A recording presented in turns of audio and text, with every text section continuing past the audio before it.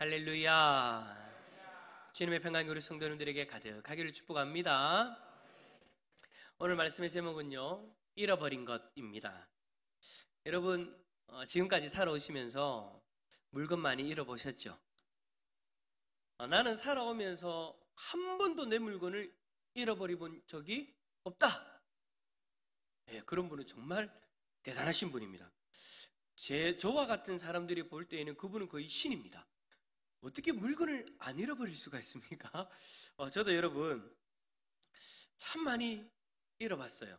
지갑도 잃어보고 열쇠도 잃어보고 지금껏 수많은 것들을 많이 잃어봤는데 제가 한번 생각해봤어요. 제일 많이 잃어본 것이 뭔가? 우산을 제일 많이 잃어봤더라고요. 지금 거기 끄덕 계신 분이 몇 분 계십니다. 저하고 똑같다는 얘기죠. 그래서 여러분 제가요 요즘 저희 아이들이 학교에 가서 우산을 잃어버리고 오면 집사람은 막 뭐라고 해도 저는 할 말이 없습니다. 제가 이때까지 살아오면서 잃어버린 것들이 쟤들보다 더 많으니까 우산을 하도 많이 잃어봐가지고. 그런데 여러분 사소한 것들 잃어버리는 건 여러분 큰 의미가 있겠습니까? 그런데 정말 소중하게 여기는 것, 나에게 있어서는 정말 없어서는 안 되는 그런 것들을 잃어버릴 때 여러분 참 곤란하고 마음이 어렵죠. 특히나 요즘 같은 경우에는 핸드폰 잃어버리면 세상이 끝날 것 같습니다. 왜냐하니까 이 안에 카드도 다 들어가 있고요, 전화번호도 싹 다 들어가 있고요. 그러니까 만약에 잃어버리면 전화를 하려고 해도 저는요 지금 제 머릿속에 기억되어져 있는 전화번호는 제 아내밖에 없습니다. 옛날에는 다 외우고 다녔는데 외울 필요가 없으니까 그냥 외우려고 노력도 안 해요. 그냥 입력해놓고, 아이고 이거 큰일 났다, 이 영상을 저희 어머니가 보면 옥수 섭섭해 하실 것 같은데, 어쨌든 거의 잘 안 외우잖아요, 그죠? 그러니까 핸드폰 같은 거 잊어버리면 진짜 큰일 나죠. 그래도 다행인 거는 핸드폰 같은 경우에는 요즘에 또 메일이라든지 연동되어져 있어가 데이터가 또 다 업데이트가 되어져 있으니까 다운을 받을 수는 있는데, 어쨌든 만약에 아예 나에게 남지 않는다, 어떤 것을 잃어버렸을 때 여지가 없다라고 되어진다는 것을 우리가 잃어버리면 진짜 그 충격은 클 것 같아요. 그래 가만히 생각해 봤어요. 핸드폰 그런 거 말고 정말 우리에게 소중한 존재, 만약 잃어버리면 정말 슬퍼할 것 같고 정말 힘들 것 같은 존재가 과연 뭐가 있을까 가만히 생각해 보니까 가족이지 않을까라는 그런 생각이 듭니다. 가족을 잃어버리고 살아간다. 만약에 저희 집에 애가 갑자기 아빠 더 이상 아빠 싫어 하면서 집을 나갔다. 그럼 여러분 제가 하루하루를 제대로 살 수 있겠습니까? 그죠? 다행히 저희 집 애들은 그런 기미가 안 보이는 것 같아서 참 다행인데, 가족을 잃어버린다. 그거는 참 여러분 감당하기 힘든 그런 일이잖아요. 그리고 또 실제로 그런 일들이 일어나는 경우는 잘 없죠. 그런데 우리의 역사 속에서 이런 안타까운 일이 참 많이 일어났던 적이 있지 않습니까? 바로 6.25 전쟁 때. 그때를 생각해 보면 이런 안타까운 일들이 가장 많았던 그런 순간이지 않을까라는 그런 생각이 듭니다. 올해 이제 여러분 6.25 전쟁이 발발한 지 73주년이 되었다라고 하는데, 그러다 보니까 가족을 잃어버리고 여전히 가족을 찾고 있는 이산가족들, 그분들이 여전히 계시죠. 근데 그분들의 나이가 이제는 70% 이상이 80대가 넘었다라고 그렇게 이야기를 하더라고요. 이분들은 여러분 지금까지 평생을 잃어버린 가족들을 다시 만나기 위해서 그렇게 기다렸습니다. 애타는 마음으로. 제가 그분들의 이야기하는 인터뷰의 어떤 영상들을 몇 개를 보니까 그분들의 기억은요 항상 어렸을 때예요. 어렸을 때 어머니, 어렸을 때 아버지, 어렸을 때 형제들, 그때 함께 했던 시간들을 여전히 고스란히 그 기억들을 가지고 있고, 그 기억은 항상 그때에 머물러 있는 거예요. 부모님과 형제들에 대한 그 기억 속에 머물면서 다시 만날 그날을 지금도 평생을 그렇게 기다리며 살아온 것이죠. 그래요. 누군가는 잃어버린 그 무언가를 향한 간절한 마음을 가지고 살아가고 있는 것이 우리의 현실입니다. 그런데 오늘 성경에 보니까 하나님도 잃어버린 무언가에 대한 간절한 마음이 있다라는 것을 기록하고 있는 것을 우리는 보게 되어집니다. 자, 여러분 이런 표현이 좀 어떻게 들리실지는 모르겠는데 하나님도 평생 잃어버린 무언가를 찾기를 원하시고 기다리신다라는 거예요. 제가 여러분 이 표현이 어떨지 모르겠습니다라고 했던 그 표현이 뭐냐면 평생이라는 표현이에요. 하나님에게 평생이라는 단어를 붙이는 게 과연 맞는가라는 그런 생각도 들죠. 왜냐하니까 하나님은 우리처럼 유한한 한계가 있는 그런 시간을 가지고 계신 분이 아니니까, 하나님은 시간 또한 초월하시는 분이니까.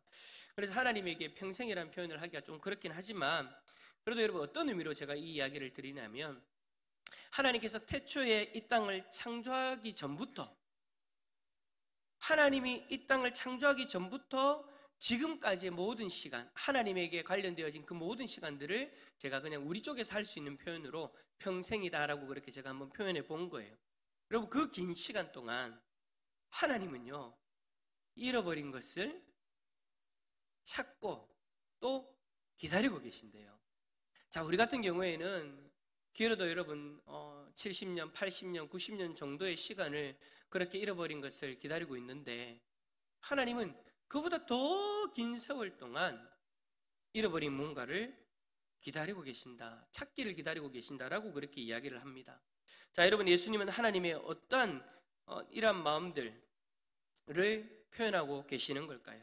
자, 예수님은 하나님의 이러한 마음을 오늘 본문을 통해서 비유를 통해서 이야기를 하시는데, 그 자리에 제자들도 있었고요, 세리와 죄인들 그리고 서기관들과 바리새인들이 그 자리에 있었다라고 말씀하시면서 그들에게 이 말씀을 하시는데, 비유로 하나님의 그러한 마음을 비유로 소개를 하십니다. 오늘 본문에는 두 가지 비유가 나왔죠. 첫 번째는 우리가 잘 아는 잃은 양 한 마리의 비유, 또 하나는 잃어버린 한 드라크마 비유입니다. 여기서 여러분 드라크마라는 이 화폐 단위는요, 노동자의 하루 품삯을 이야기하는 거예요. 그러니까 요즘에 일용직 일하게 되어지면 하루 품삯이 박 장로님 얼마입니까? 윤 장로님 요즘 얼마예요? 네? 사람마다 틀려요. 예, 저게 정답입니다. 사람마다 틀린답니다. 그래도 뭐 그냥 기술 없이 만약 일용직 하게 되면 거의 한 10만 원 정도, 그죠? 한 그 정도 받나요? 그 정도의 돈이에요. 근데 10드라크마가 있었는데 한 드라크마를 잃어버린 그 내용을 비유로 삼은 거죠. 자, 예수님은 양 100마리가 있었는데 그중 한 마리를 잃었을 때 목자는 99마리를 그대로 두고 한 마리를 찾아다닌다라고 그렇게 말씀합니다. 그리고는 또 드라크마 비유를 통해서 어떠한 여자가 10드라크마가 있었는데 하나를 잃으면 등불을 켜고 집을 쓸어대면서 찾아다니는데 그 한 드라크마 찾으려고. 그러다가 양 한 마리와 그리고 한 드라크마를 찾아내면 여러분 어떻게 한다라고 기록합니까? 벗과 이웃들을 다 불러 모아가지고 잔치를 벌린대요. 참, 여러분, 이런 장면 보면, 참, 양 한 마리가 뭐라고, 뭐, 한 드라크마 그게 뭐라고, 뭐, 그렇게, 이렇게까지 해야 되나 싶은데, 이 주인에게는, 이 목자와 그리고 드라크마를 잃어버린 한 여인에게 있어서만큼은 이것들이 정말 소중한 존재다라는 거. 그래서 그 소중한 존재를 찾았을 때 그 기쁨이 너무나도 크다라는 것을 예수님은 말씀하고 계시는 거죠. 하나님에게도 이러한 존재들이 있대요. 하나님도 잃어버린 이 존재들이 돌아오기를 애타게 기다리고 계시고, 그 존재들이 돌아오게 되어질 때에 하나님도 기뻐하시고 천국 잔치를 연다라고 그렇게 예수님이 말씀하고 계십니다. 자, 그렇다면 하나님이 그렇게 애타게 찾고 계시는 그 존재는 여러분 어떤 존재일까요?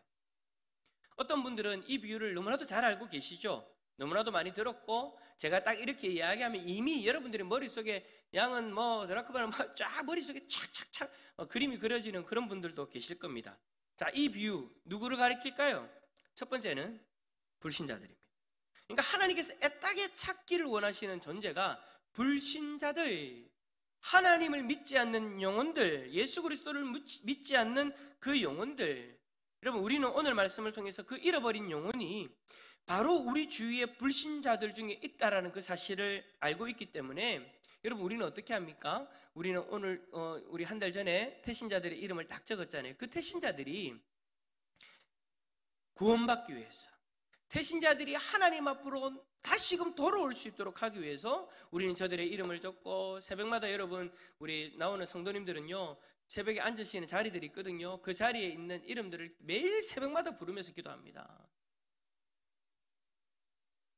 누구의 이름이 불러지는지 제가 잘 모르겠지만 어쨌든 우리 권사님들, 장로님들, 집사님들이 새벽마다 나오셔가지고 여러분들이 적어놓은 그 이름 하나님 구원해달라고, 하나님 저에게 다가가는 성도들을 붙들어 달라고 여러분들을 위해서, 그리고 여러분들의 태신자들을 위해서 기도하고 있어요.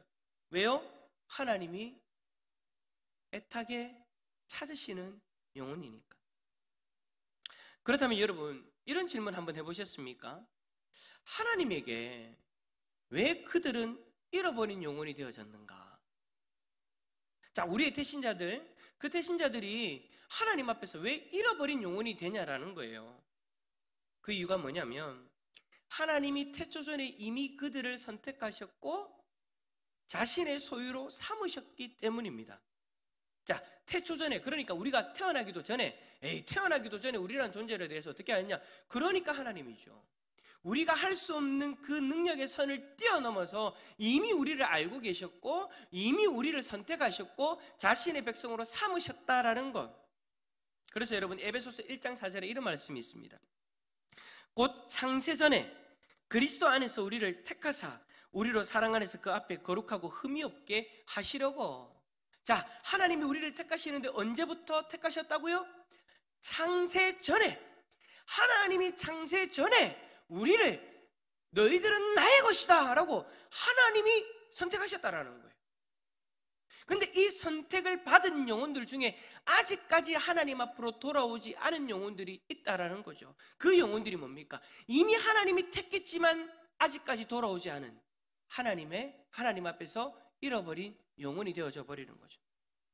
뿐만 아닙니다. 요한복음 17장 6절에 예수님이 이렇게 말씀하십니다. 세상 중에서 내게 주신 사람들에게 내가 아버지의 이름을 나타내었나이다. 그들은 아버지의 것이었는데 내게 주셨으며 그들은 아버지의 말씀을 지켰나이다. 자, 그들은 누구의 것이었다고요? 아버지의 것, 성부 하나님의 소유였다라는 거예요. 그런데 아들에게 줬다는 것은 이제 내게 아니라 네 거다라는 말이 아니라 그 선택받은 그들에 대한 죄의 문제를 해결할 수 있도록 예수 그리스도에게 맡겨주신 거죠. 그들의 문제를 해결하라. 그래서 예수 그리스도가 이 땅에 친히 오셔서 아버지의 소유된 우리를 위하여 예수 그리스도가 십자가에서 자신의 생명을 내어 주신 거예요. 그래 여러분, 우리는요, 그리고 아직까지 돌아오지 못한 우리들의 태신자들은요 하나님의 것이에요. 하나님의 소유였어요. 그런데 그들이 어떻게 되어졌습니까? 지금 흑암의 권세 아래에서 죄의 종로로 타면서 죄로 말미암아 받게 되어지는 그 죽음의 형벌을 향해 달려가고 있죠. 우리는 다행이에요. 우리는 지금 이 순간 하나님이 보내주신 예수 그리스도를 믿음으로 말미암아 이 흑암의 권세, 죄의 문제를 해결하고 이제는 하나님을 아버지라 부를 수 있는 아버지의 소유로서의 온전한 회복을 우리는 누리고 있죠. 그러나 우리의 태신자들은 아직까지 하나님 앞에서 잃은 그 한 영혼으로 살아가고 있다라는 것. 문제는 그들 스스로는 자신이 하나님 앞에 선택받은 백성이라는 것을 모른다라는 거예요. 그래서 여러분, 우리가 어떻게 하는 겁니까? 힘들지만, 어떨 때는 귀찮기도 하지만 우리는 우리의 시간과 우리의 물질을 헌신하면서까지 저들에게 복음을 전하고 저들이 구원받을 수 있도록 우리는 여러분 올가을에도 그렇게 최선을 다해 보는 거예요. 그런데 중요한 건 뭡니까? 우리가 그렇게 전도한 그 영혼들이 주님 앞으로 돌아왔을 때 하나님이 기뻐하신대. 마치 여러분 이산가족이 상봉했을 때 그때 그들이 기뻐했던 모습처럼 말입니다. 제가 어릴 적에, 요즘엔 좀 이제 그런 장면들을 잘 못 보잖아요. 제가 어릴 적에 아직도 기억나요. 흑백 TV, 아주 어릴 적에 흑백 TV에 이산가족들이 만나가지고 서로가 울면서 부둥켜 안고 막 하는 그런 모습들. 바로 여러분, 이런 장면, TV로만 봤던 저 장면, 그죠? 잊을 수가 없죠. 뿐만 아니라 저는 아직까지도 몇 컷이 제 머리에 딱 남겨져 있는 그런 장면들이 있어요. 그때 그 장면이 참 얼마나 충격적이고 또 감동이 되어졌는가. 그들이 기쁜데 저도 기쁜 거예요. 그 어린 저도. 여러분, 기쁨의 눈물을 흘리면서 기뻐하는 저분들을 보면서 여러분, 저분들만 기뻐했나요? 아니에요. 전 국민이 기뻐했어요. 저들의 모습을 보면서 전 국민이 환호했어요. 여러분, 우리 성부 하나님도 마찬가지다라는 말씀을 예수님이 말씀하고 계시는 거예요. 천국 잔치를 연대요. 하나님 한 분만의 기쁨이 아니라는 거죠. 우리 모두가 그 기쁨을 누릴 수 있다라는 거. 하나님의 평생의 소원인 그 잃어버린 한 영혼을 인도하기 위해서 우리가 애를 썼는데 그 영혼이 돌아왔을 때에 하나님이 기뻐하시는데 천국 잔치를 열면서 기뻐하신다. 그래서 여러분, 우리가 전도하는 1년에 2번 우리가 총동원 전도하는 그 날을요, 새생명 축제라고 부르는 거예요. 전도하는 날인데 축제래요. 그냥 여러분, 우리 교회 안에 그냥 우리가 즐겁게 그렇게 합시다라고 해서 그런 의미로 축제가 아니에요, 여러분. 우리가 전도하여서 하나님 앞으로 그 영혼들을 데리고 오면 하나님이 기뻐하셔서 하나님이 천국 잔치를 여시니까 할렐루야. 그 날이 우리 가운데에 일어나고 우리의 그 일로 인해서 하나님이 기뻐하시는 그것을 바라보면서 새 생명 축제, 흑암 가운데 살아가던 이들이 예수 그리스도로 말미암아 새 생명을 얻어서 하나님이 기뻐하시는 그날, 그래서 여러분, 우리는 새 생명 축제다라고 이야기를 하는 거예요. 봄에도 여러분, 잃어버린 한 영혼이 돌아왔습니다. 우리가 그렇게 애를 쓰고 그렇게 그 영혼들을 이끌기 위해서 그렇게 우리가 노력하고 기도하고 했는데 한 영혼이 그렇게 여러분 생명의 열매로 하나님 앞에 올려드려졌습니다. 그리고 그 영혼이 여전히 믿음 잘 지키고 있고요, 또 그분이요 성장반까지 잘 하고 계세요. 저는 여러분, 이번 새생명 축제에도 천국 잔치가 열려질 수 있기를 간절히 소망합니다. 그런데 여러분, 저는 오늘 이 말씀을 보면서 하나님이 잃어버린 그 영혼이요 단순히 불신자들만은 아니다라는 그 사실을 깨닫게 되어집니다. 불신자들만을 가리키는 이 비유가 아니고요, 한 존재가 더 있더라고요. 그 존재가 누구냐? 두 번째로, 하나님이 기다리시는 영혼은 회개해야 할 사람들입니다. 자, 우리 7절만 한번 읽어볼까요? 7절입니다. 시작. 내가 너희에게 이르노니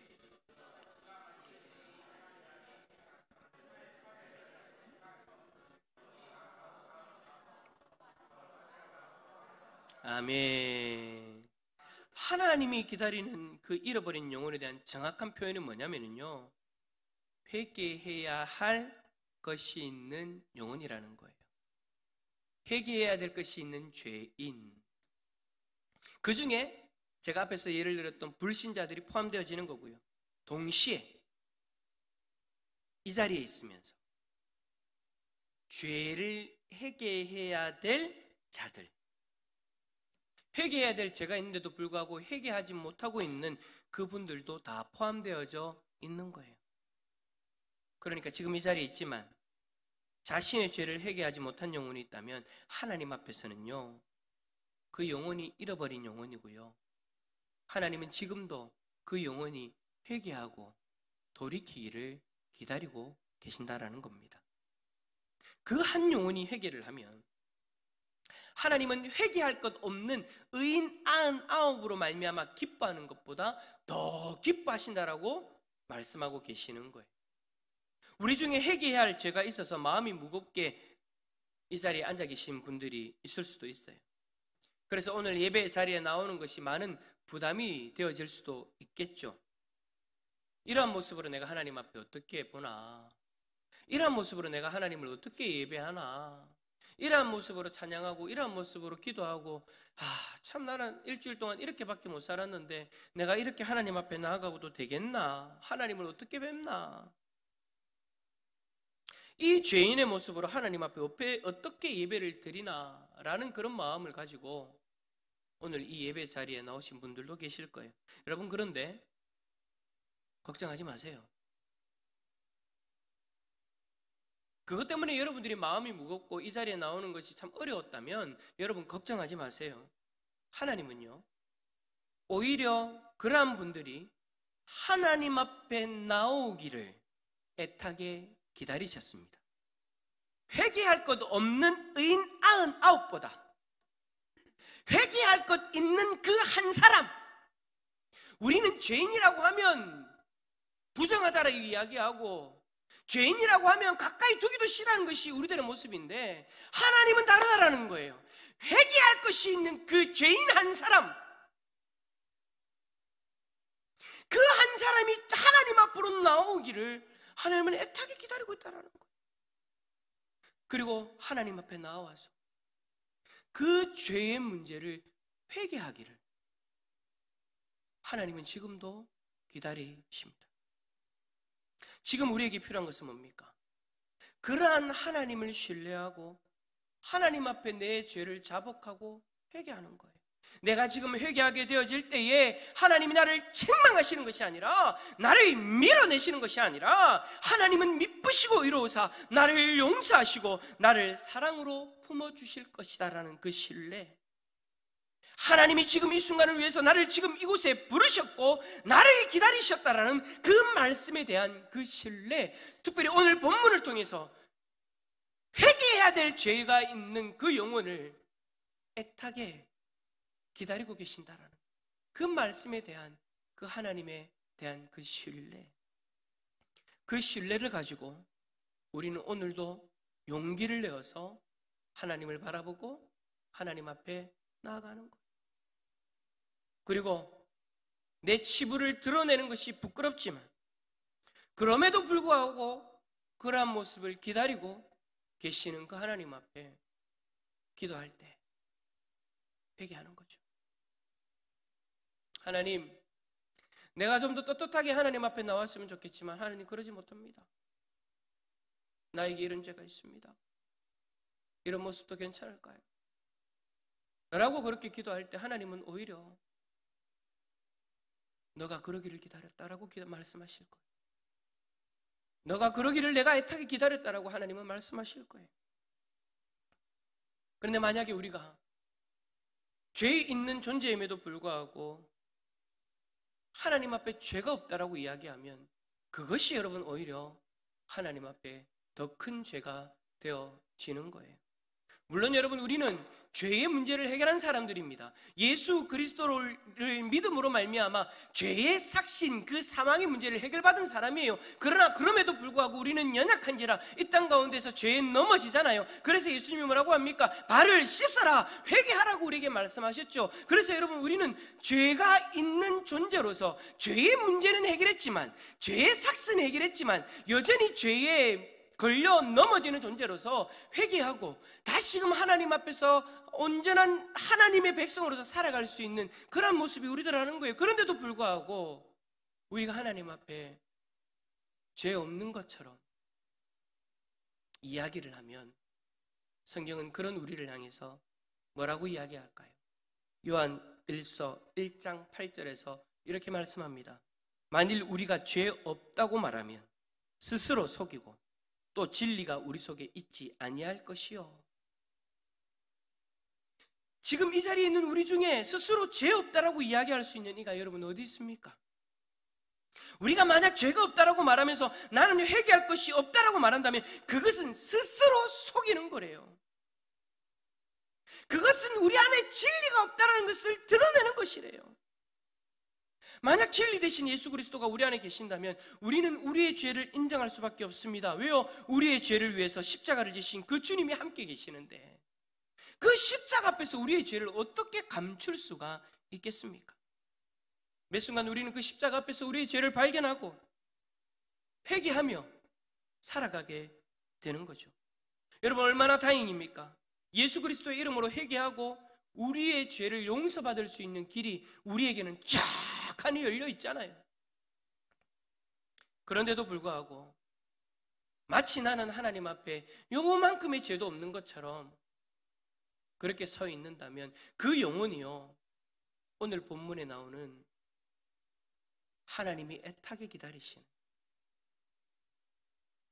회개하기를 애타게 기다리시는 그 잃어버린 영혼이다라는 것이죠. 그러니 우리는 오늘도 이 예배의 자리에서 우리의 모습을 돌아보고 주님 앞에서 우리의 죄를 인정하고 회개하면 되는 겁니다. 그러면 어떤 일이 일어난다고요? 오늘 우리 예배 가운데 임재하시는 하나님이 기뻐하신대요. 할렐루야. 참 여러분 세상과 반대이지 않습니까? 우리의 죄를 회개하는데 하나님이 기뻐하신대요. 우리의 죄가 드러나고 하나님 앞에서 드러나고 우리의 죄를 고백하는데 하나님이 기뻐하신대요. 세상은 우리의 죄가 드러나면 우리를 싫어하고 밀어내는데 하나님은 오히려 기뻐하시고 잔치를 여신대요. 할렐루야. 오늘 우리의 예배가 하나님 앞에서 잔치가 되어질 수 있기를 축복합니다. 우리가 지고 있는 그 무거운 죄의 짐들 오늘 예배 시간에 하나님 앞에 다 회개합시다. 하나님은 지금도 애타게 우리가 그렇게 하기를 기다리고 계신다라는 것 여러분 꼭 기억하시고 오늘 하나님의 마음을 기쁘시게 해드릴 수 있는 우리 모두가 다 되어질 수 있기를 예수 그리스도 이름으로 축원합니다.